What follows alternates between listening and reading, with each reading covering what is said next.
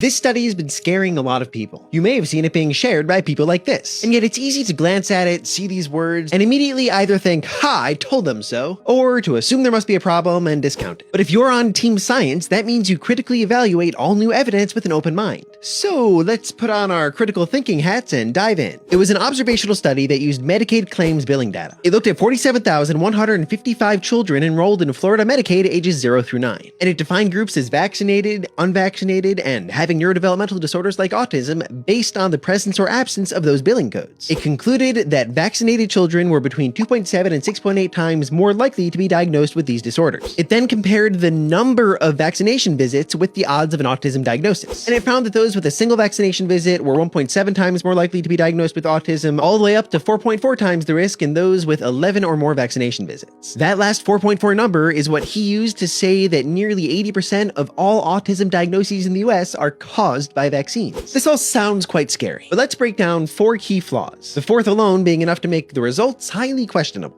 First, this was an observational study which can never be used to determine causation. If crocodiles cause autism, and every autism clinic was next to a crocodile swamp, this study would still observe the vaccine correlation. Think about that. Second, using Florida Medicaid billing codes as the sole data source is highly unreliable, especially because people could have gotten vaccines from other providers or other states. Third, they chose to only count autism diagnoses that were diagnosed between the ages of 5 and 9, when it can be reliably diagnosed by age 2, and on average, it's diagnosed by age 4.9. It could be that younger numbers didn't support their desired conclusion, so they drew the line there, which could be called cherry-picking data. Fourth, the clincher. They didn't adjust for confounding factors like these, the key one being healthcare-seeking behavior. If a family doesn't trust doctors, they're a lot less likely to take their kid to a specialist to get the diagnosis of autism, just as they're less likely to get them vaccinated. But that case would still show up in this study as an unvaccinated child without autism. And to close it off, the study was published by an independent website made to look like an academic journal, but is owned by the same organization that funded the study. A big no-no.